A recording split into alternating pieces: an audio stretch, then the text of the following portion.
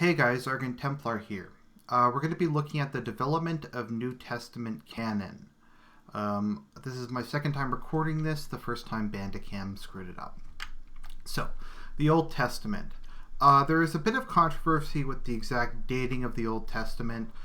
Keep in mind, when we're talking about the Bible, it's not like someone wrote the Old Testament, sat down and wrote it.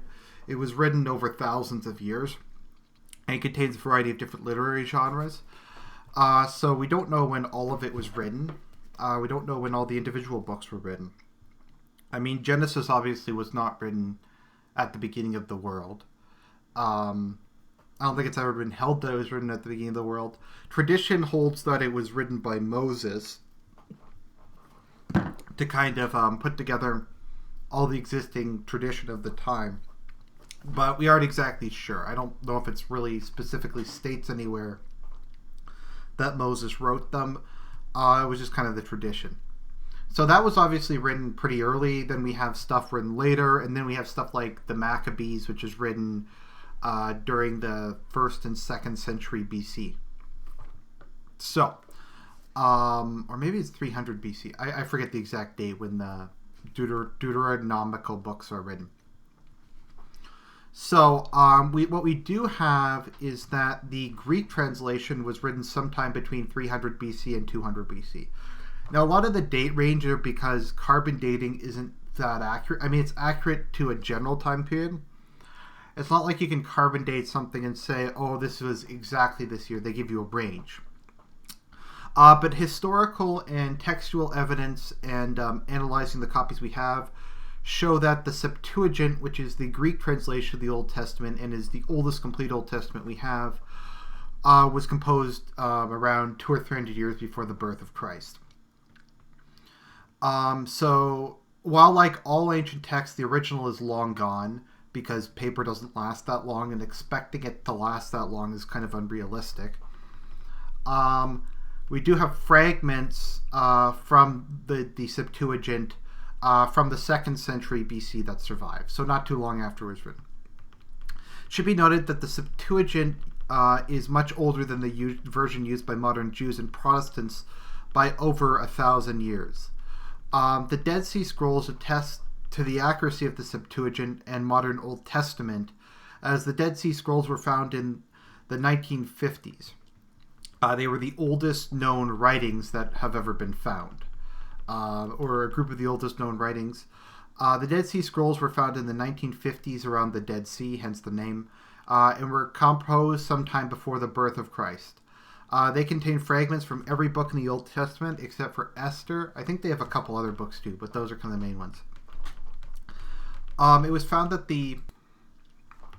so when we compared the Septuagint with the Dead Sea Scrolls, we found that they were about 95% the same. That is, there is about 5% of the text that varied. Now, most of this was spelling errors, grammar errors, like just places where the text is smudged. It should also be noted that sometimes things are just written in a different way. Like in English, for instance, we can say, Jesus is the King of Israel, or we could say, the King of Israel is Jesus. And they both mean exactly the same thing. It's just a slightly different way of writing it. And from my understanding, in ancient Greek, it mattered even less because Greek is very much an inflection-based language, if I recall correctly. A lot of it is also something called the movable nu, which is sometimes used at the end of words, and it's kind of like an article. I'm not exactly sure how it is, but if you look at it, the vast majority of the issues come from stuff like that. I couldn't find what the second one is. I just forgot. I was reading that book the other day. There are two passages in the New Testament which are very controversial. One of them is the account of the woman who is going to be stoned for adultery, where Jesus famously mutters, "Judge not, lest ye be judged." And that is not in the oldest versions. It's still in very old versions, but it's on the oldest versions.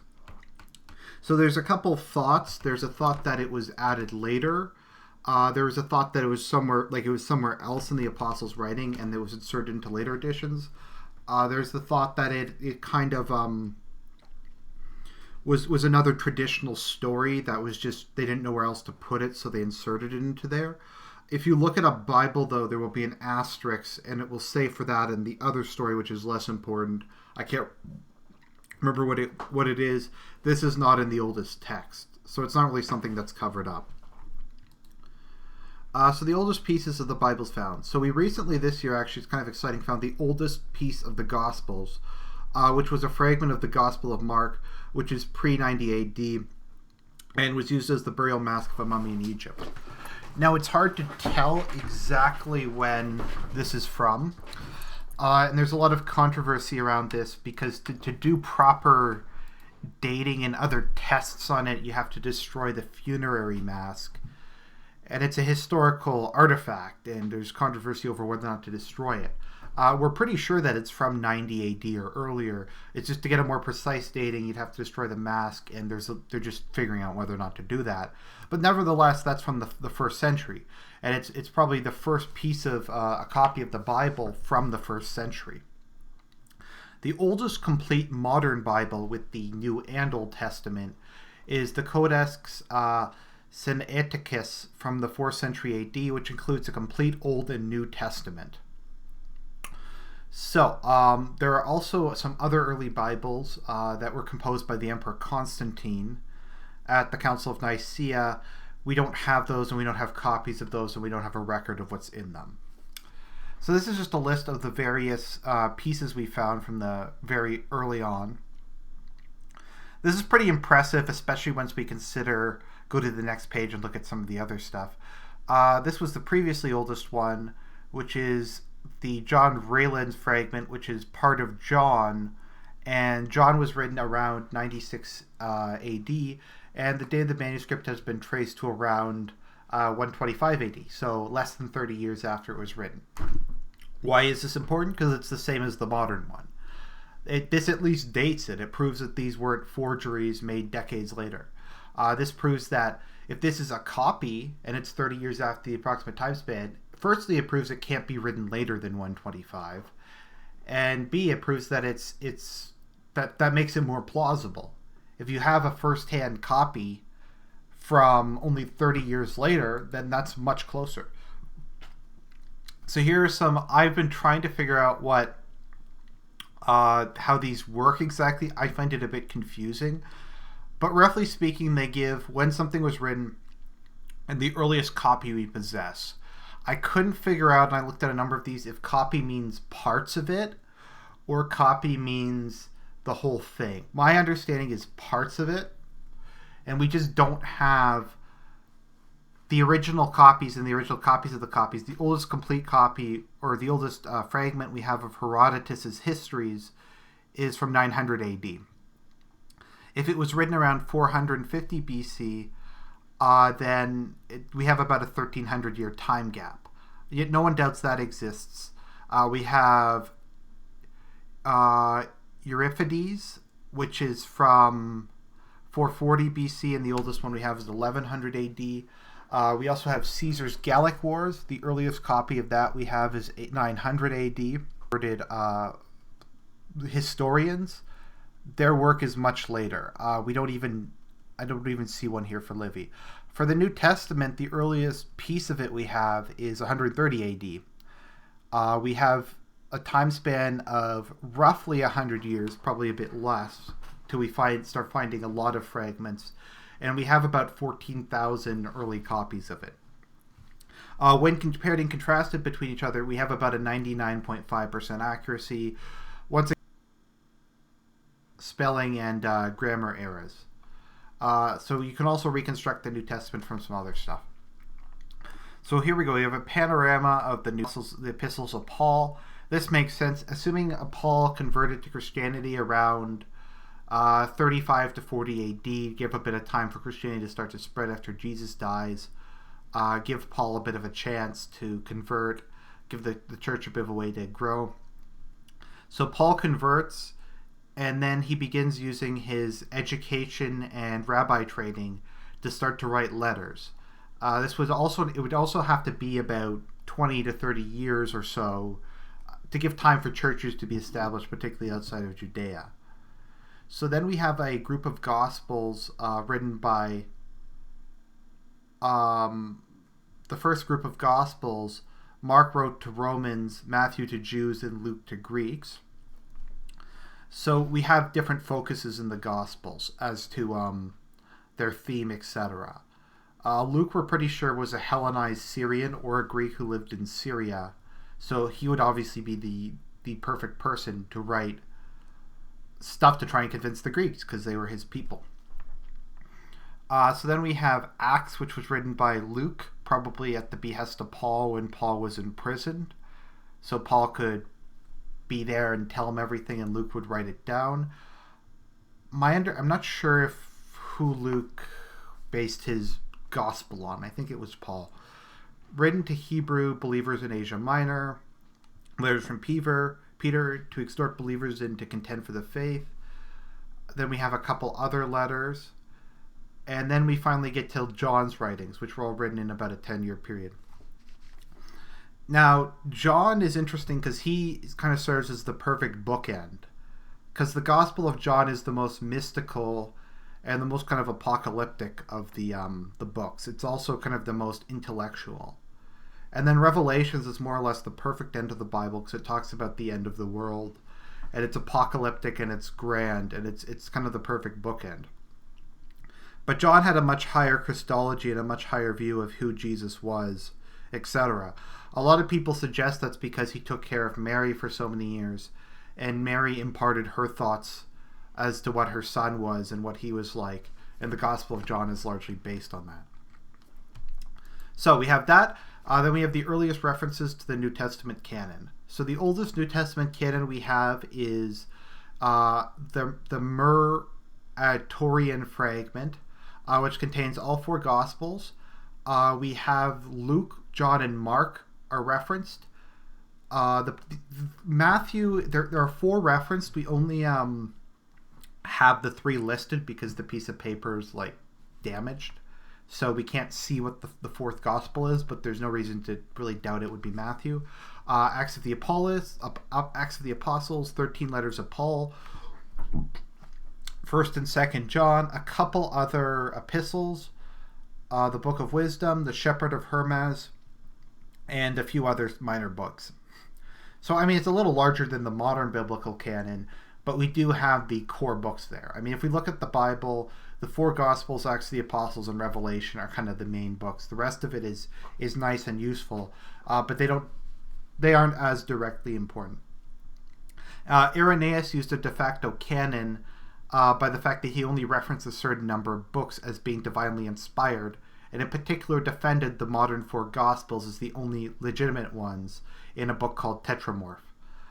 Looking through his writings, he cites every book in the New Testament aside from Philemon, 3rd John, or Jude, neither of which break the back. Okay, so let's pretend those books weren't including the Bible. It wouldn't change the Gospels.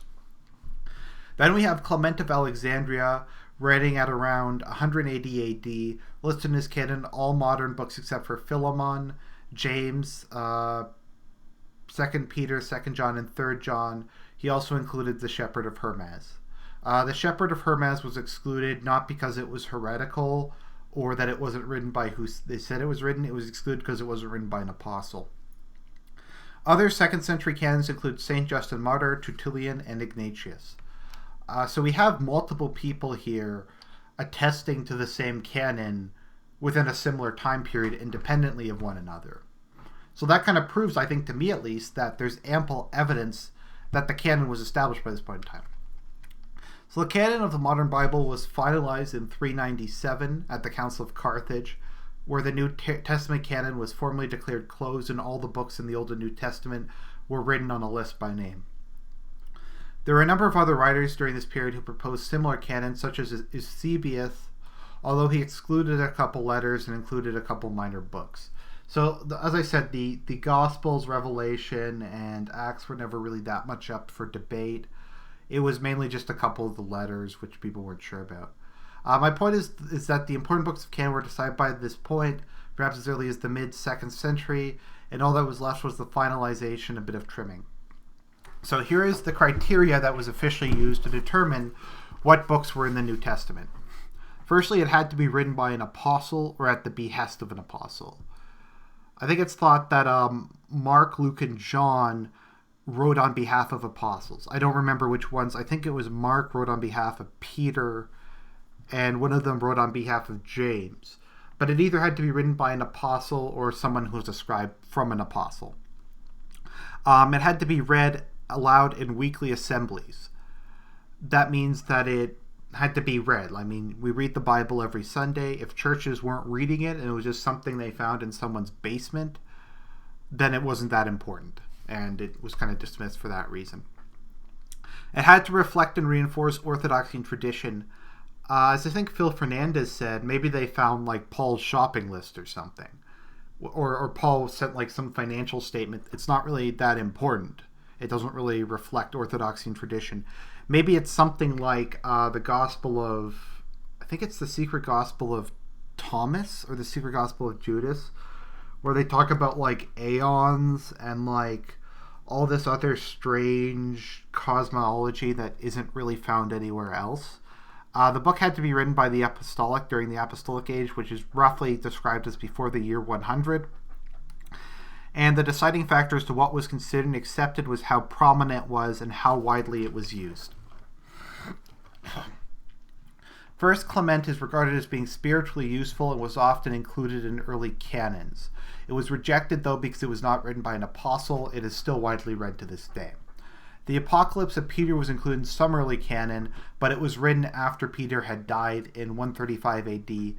Also, Peter obviously didn't write it because it was written after his death. There was also a lack of original copies, and the ones that did exist were too different from one another.